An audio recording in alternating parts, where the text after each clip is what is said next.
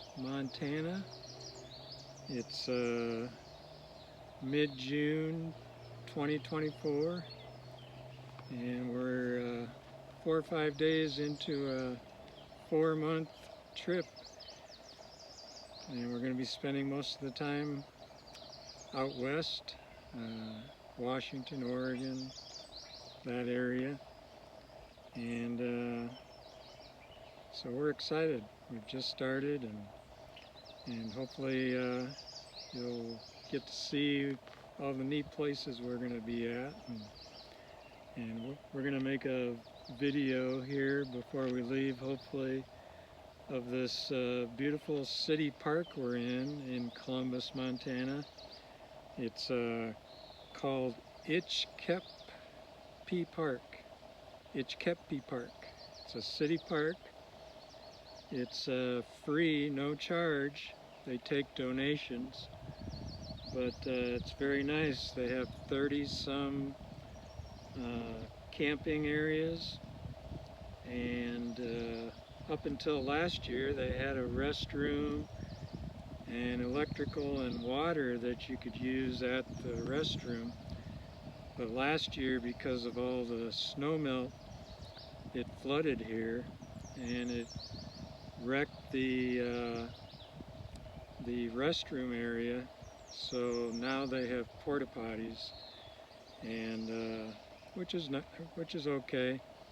And but I used to charge our battery down there, and now I sometimes have to run into town and borrow some of the city swimming pool electricity outside the building. So, but today I'm going to be by myself, and I thought, I was just reading a great book. It's titled The Last Lecture by Randy Pausch,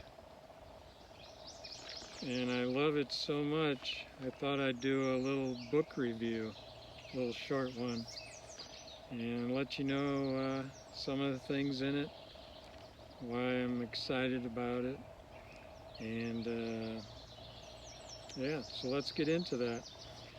Randy Pausch found out he had pancreatic cancer, I don't know, 10, 15 years ago. I can't remember the exact date. So, and he was a professor. He taught computer science and graphics and AI type stuff. Real smart guy. But I guess it's kind of common when somebody's retiring. It's pretty common to do a last lecture. It's kind of your last hurrah if you're a professor. But he had another reason to do his. He found out he was terminal, and he was only in his early 40s. 3 kids, all under the age of 5, and a wife. And so this book he wrote after the last lecture that he gave, and he talks about the last lecture in it. But he also wanted to leave some words. I get a little choked up about his life.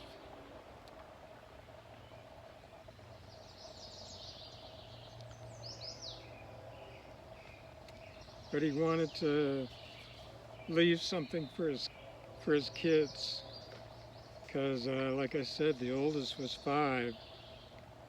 They're not going to have too many memories of them, and the other 2 probably won't have any memories. So I'm just going to read a few things out of the book, not many, just to give you a flavor of what it's like, because he had a very quick mind, and he was funny too. He had a good attitude about his terminal illness. But he starts out the book, he says, "I have an engineering problem. While for the most part I'm in terrific physical shape, I have 10 tumors in my liver, and I have only a few months left to live. I am a father of 3 young children, married to the woman of my dreams. While I could easily feel sorry for myself, that wouldn't do them or me any good. So how do I spend my very limited time? The obvious part is being with and taking care of my family while I still can. And then he says, this book is a way for me to continue what I began on the stage when he gave his last lecture. And then he's a great storyteller. Everything he talks about in his life, it's stories, and chapter 2 is entitled My Life in a Laptop. Oh, I'm sorry. Chapter 1 is what I wanted to talk about. It's titled where is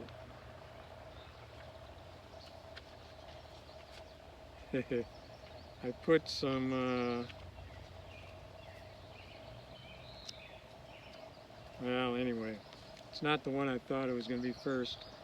But this one, he says, I thought hard about how I defined myself as a teacher, a computer scientist, a husband, a father, a son, a friend, a brother, a mentor to my students. Those were all roles I valued, but did any of those roles really set me apart? Though I've always had a healthy sense of self, I knew this lecture needed more than just bravado. I asked myself, what do I alone truly have to offer? And then there in that waiting room, I suddenly knew exactly what it was. It came to me in a flash. Whatever my accomplishments, all the things I loved, were rooted in the dreams and goals I had as a child, and in the ways I had managed to fulfill almost all of them. My uniqueness, I realized, came in the specifics of all the dreams, from incredibly meaningful to decidedly quirky, that defined my 46 years of life. So he had I like his outlook on how he kind of defined himself. He was very excited about being a father and a husband and all that too, but he realized his uniqueness was in the dreams and goals he had as a little kid and how he went about life trying to accomplish those. Chapter 7, this is the one I thought was first, but he titled it, I Never Made It to the NFL. One of his dreams, like almost all young boys, is playing football, for a career. And he played football when he was young, and he had a coach, Graham, who was very tough. And their first practice, he showed up, and all the other kids, and they thought they were gonna need a football. And I'll just read this little part. Coach Graham responded, "We don't need any footballs." There was a silence while we thought about that. "How many men are on the football field at a time?" he asked us. 11 on a team, we answered. So that makes 22. And how many people are touching the football at any given time? One of them. Right, he said. So we're going to work on what those other 21 guys are doing. I like that. It's all about fundamentals in football or in life. Another one that I don't have time to tell you all the catchy things in here I just loved. Chapter 9, it's titled A Skill Set Called Leadership. One of his goals when he was young, he said, was to go into space, and and he loved Star Trek. And I'm a little bit of a Trekkie myself. I love Star Trek. And he worked hard enough, and with a little bit of luck, he got to meet William Shatner, Captain Kirk. And because Captain Kirk, William Shatner, he heard about all the cool AI stuff that Randy was working on and wanted to see it. And so they, of course, they didn't turn William Shatner down when he asked somebody if he could come and go through their labs. And eventually Shatner learned about Randy's terminal illness, loved his attitude, and sent Randy a picture of himself dressed in his Star Trek uniform, and on it he wrote, "I don't believe in the no-win scenario." In other words, you never give up. Keep fighting to the end, and good things happen, usually. And even if they don't, you fought the good fight. I thought that was cool. Another one here. Chapter 15. Oh, this one's so cool. I could never see myself doing this, but I wish I could. It's called Pouring Soda in the Back Seat. He bought a new convertible, and this was before he got married, so he spent a lot of time with a couple of his nieces and nephews, and had a lot of fun with them. And he stopped by one day and he had his new convertible, and I'm just going to read what he pulls up.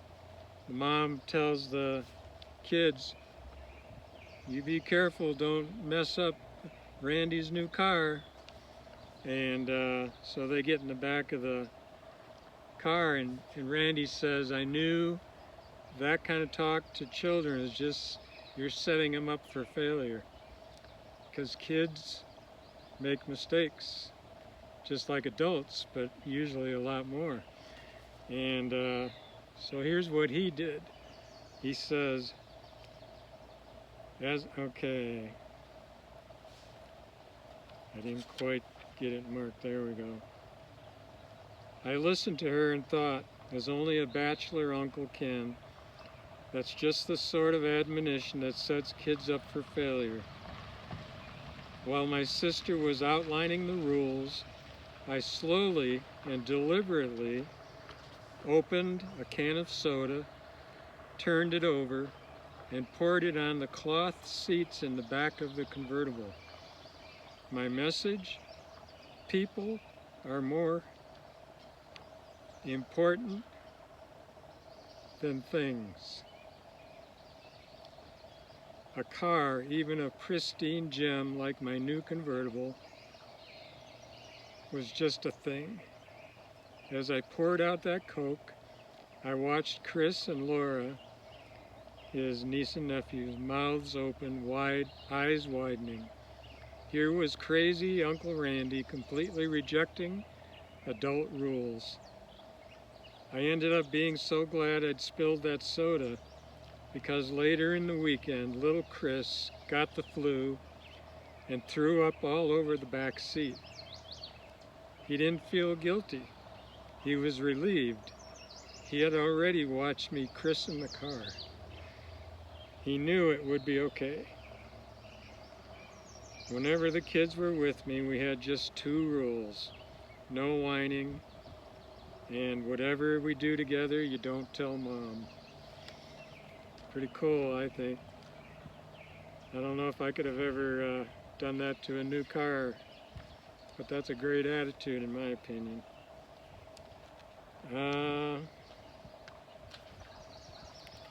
Just do a couple more. This is getting longer than I thought, really quick. I'll just do one more. I think you're you're getting the idea of what this book is all about. This one is chapter 43 of the Friday Night Solution. He had gotten tenure a year earlier than most people do, most professors do, and his other faculty members, they said, "Wow, how'd you do that? What's your secret?" He said, "It's pretty simple. Call me any Friday night in my office at 10 o'clock and I'll tell you." Of course, this was before I had a family, he wrote. And he was just telling him, "I work really hard. I work smart too, but I work really hard." And he goes on to say, "The same is true in your life outside of your job. All of my adult life, I've felt drawn to ask long-married couples how they were able to stay together. All of them said the same thing. We worked hard at it." He talks about gratitude. He talks about no job is beneath you, but he does it in a fun way.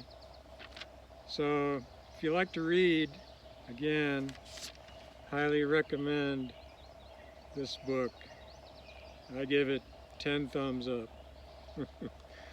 And Peggy found our copy in a second-hand shop.